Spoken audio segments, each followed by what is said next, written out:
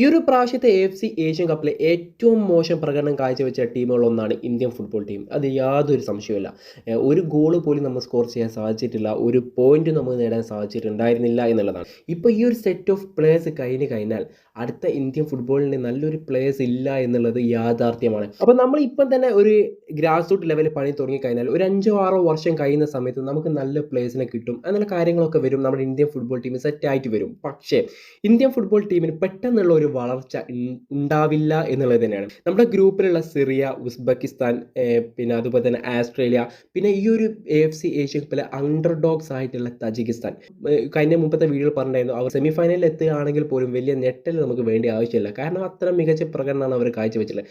അവർ പോലും എന്ത് ചെയ്തിട്ടുണ്ട്, നാച്ചുറൽ പ്ലേയേഴ്സിനെയും അതുപോലെ തന്നെ അവർ ഒറിജിനൽ ആയിട്ടുള്ള പ്ലേയേഴ്സിനെയൊക്കെ കൊണ്ടുവന്ന് കളിപ്പിച്ചിട്ടുണ്ട്. അവരുടെ ഗോൾ കീപ്പർ പ്രകടനം നമ്മൾ പ്രത്യേകിച്ച് എടുത്ത് പറഞ്ഞു, ഗംഭീര പ്രകടനം. അദ്ദേഹം റഷ്യയിൽ ജനിച്ച് വളർന്നിട്ടുള്ള ഒരു റഷ്യൻ കളിക്കാരനാണ്. ഗംഭീര പ്രകടനമാണ് അദ്ദേഹത്തിൻ്റെ ഭാഗത്തു നിന്നൊക്കെ നടന്നിട്ടുള്ളത്. അതുകൊണ്ട് തന്നെ തജിക്കിസ്ഥാൻ ഇപ്പോൾ റൗണ്ട് ഓഫ് 16 കഴിഞ്ഞ് ക്വാർട്ടർ എത്തിയിട്ടുണ്ട് എന്നുള്ളതാണ്. അതുപോലെ തന്നെ പ്രത്യേകിച്ച് എടുത്ത് പറയേണ്ട ഒരു കാര്യമാണ് മലേഷ്യൻ്റെ പ്രകടനം. ഈ ഒരു AFC ഏഷ്യൻ കപ്പിൽ സൗത്ത് കൊറിയക്കെതിരെ കളിച്ച ഒരു കളി ഗംഭീര 3-3 എന്ന സ്കോറിനെ സമനിലായിട്ടുണ്ടെങ്കിൽ പോലും അവർ ഗംഭീര പ്രകടനം തന്നെയായിരുന്നു ഈ ഒരു AFC ഏഷ്യൻ കപ്പിൽ കാഴ്ചവെച്ചിട്ടുണ്ടായി. അതിനു കാരണം എന്തുകൊണ്ടാണ്? അവർ കുറച്ച് നാച്ചുറൽ പ്ലേയേഴ്സിനെ അതുപോലെ തന്നെ അവരുടെ ഒറിജിനൽ ആയിട്ടുള്ള പ്ലേയേഴ്സിനെ കൊണ്ടുവന്നിട്ടുണ്ട്. 13 പ്ലേയേഴ്സിനെ അവർ കളിപ്പിച്ചിട്ടുണ്ട്.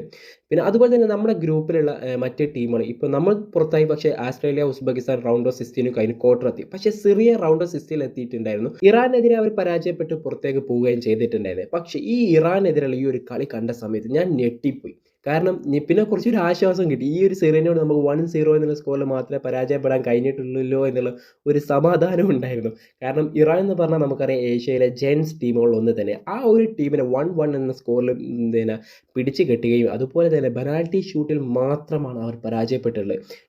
ഏകദേശം ഒരു 80 മിനിറ്റ് കഴിഞ്ഞതിന് ശേഷം പല തവണയായിട്ട് ഇറാനിൻ്റെ പോസ്റ്റിലേക്ക് നിരന്തരം അവർ ഓൺ ടാർഗറ്റ് ഷോട്ടുകളൊക്കെ വന്നിട്ടുണ്ടായിരുന്നു എന്നുള്ളതാണ്. ഗംഭീര പ്രകടനം തന്നെ സിറിയ കാഴ്ചവെച്ചിട്ടുണ്ടായിരുന്നു. അപ്പോൾ അതിനൊക്കെ കാരണമായിട്ടുണ്ടായിരുന്നു അവർ ഒരു 7ഓളം ഒറിജിനൽ ആയിട്ടുള്ള പ്ലേയേഴ്സിനെ, കുറച്ച് നാച്ചുറലൈസ് ആയിട്ടുള്ള പ്ലേയേഴ്സിനെ കൊണ്ടുവന്നിട്ടുണ്ടായിരുന്നു എന്നുള്ളതാണ്. ഈ ഒരു ഒറിജിനൽ പ്ലേയേഴ്സിനെ നമ്മുടെ ഇന്ത്യൻ ടീമിലേക്ക്, അതായത് OCI, PIO എന്നുള്ള പ്ലേയേഴ്സിനെ നമ്മൾ ഇന്ത്യൻ ഫുട്ബോൾ ടീമിലേക്ക് കൊണ്ടുവന്നിട്ടില്ലെങ്കിൽ ഇന്ത്യൻ ഫുട്ബോളിൻ്റെ കാര്യം ഏഷ്യൻ കപ്പിൽ നിന്ന് മാത്രമല്ല സാഫ് കപ്പിലും ദയനീയമായിരിക്കും. പാകിസ്ഥാൻ അറിയാം, 8ഓളം പ്ലേയേഴ്സിനാണ് അവർ ഒറിജിനൽ ആയിട്ടുള്ള 8ഓളം പ്ലേയേഴ്സിനെ കൊണ്ടുവന്നിട്ടുണ്ട്. അതിൻ്റെ ഒരു റിസൾട്ട് അവർ കിട്ടുകയും ചെയ്തു. അവരുടെ ചരിത്രത്തിൽ ആദ്യമായിട്ടാണ് FIFA world cup qualifier round 2 മത്സരത്തിൽ അവർക്ക് എത്താൻ സാധിച്ചിട്ടുള്ളത്. അത് അവർക്കൊരു ചരിത്രം തന്നെയാണ്. അപ്പോൾ അവർക്കൊരു റിസൾട്ട് കിട്ടിക്കഴിഞ്ഞു. പിന്നെ അതുപോലെ തന്നെ ശ്രീലങ്ക FIFA റാങ്കിങ് 205ആണ്. പക്ഷേ അവർ ഒരുപാട് പ്ലേയേഴ്സിനെ, യൂറോപ്പിലുള്ള ജർമ്മനിയിൽ കളിച്ച് വളർന്നിട്ടുള്ള പ്ലേയേഴ്സിനെയും അതുപോലെ തന്നെ ഇംഗ്ലണ്ടിലൊക്കെയുള്ള പ്ലേയേഴ്സിനെ 13ഓളം പ്ലേയേഴ്സിനെ കൊണ്ടുവരുന്നുണ്ട് എന്നുള്ളതാണ്. ഇപ്പോൾ ഓൾറെഡി 6 പ്ലേയേഴ്സിനെ അവർ കൊണ്ടുവന്ന് കഴിഞ്ഞിട്ടുണ്ട്. ഇനിയും അവർ ഒരു 8-9 പ്ലേയേഴ്സിനോട് കൊണ്ടുവരുന്നുണ്ട് എന്നുള്ള കാര്യങ്ങളൊക്കെയാണ് റിപ്പോർട്ട് കിട്ടിയിട്ടുള്ളത്. ഇതുപോലെ തന്നെ ബംഗ്ലാദേശും ഒക്കെ ചെയ്യുന്നുണ്ട്. അപ്പോൾ ഈ ഒരു കാര്യമൊക്കെ നോക്കുന്ന സമയത്ത് നമുക്ക് ഈ ഒരു സാഫ് കപ്പിലും നമുക്ക് നിലനിൽക്കാൻ കഴിയില്ല എന്നുള്ളതാണ്. നമുക്കിപ്പോൾ ഒരു സെറ്റ് ഓഫ് പ്ലേയേഴ്സ് ഉണ്ട്. ഈ ഒരു പ്ലേയേഴ്സ് കഴിഞ്ഞാൽ നമുക്ക് ഇന്ത്യൻ ഫുട്ബോൾ ടീമിന് നല്ല പറയാൻ പറ്റിയ ഒരു പ്ലെയർ ഉണ്ടാവുക എന്നുള്ള കാര്യം സംശയമാണ്. പക്ഷേ ഇന്ത്യൻ ഫുട്ബോൾ ടീം ഇപ്പം തന്നെ പണി തുടങ്ങിക്കഴിഞ്ഞാൽ ഉറപ്പായിട്ടും കിട്ടും. എൻ്റെ ഒരു അഭിപ്രായത്തിന് എല്ലാ പൊസിഷനിലേക്കും OCI പ്ലേയേഴ്സിനെ കൊണ്ടുവരണോ എന്നില്ല.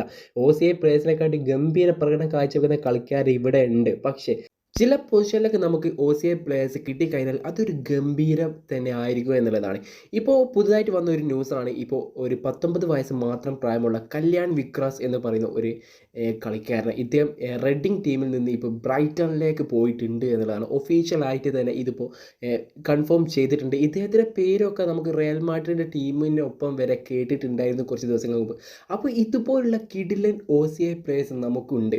മറ്റുള്ള രാജ്യങ്ങൾക്ക് കിട്ടുന്ന OCI പ്ലേയേഴ്സിനെ പോലുള്ള OCI പ്ലേയേഴ്സ് ആയിരിക്കില്ല നമുക്കുള്ളത്. നമുക്ക് നിരവധി നല്ല കഴിവ് തെളിയിച്ചിട്ടുള്ള ഒത്തിരി OCI പ്ലേയേഴ്സ് ഉണ്ട്. അപ്പോൾ നമ്മുടെ ഇന്ത്യൻ്റെ ലോയിൽ ചെറിയൊരു മാറ്റം വരുത്തി കഴിഞ്ഞാൽ ഇവരൊക്കെ നമുക്ക് ഇന്ത്യൻ ഫുട്ബോൾ ടീമിൽ കളിപ്പിക്കുക എന്നുള്ളതാണ്.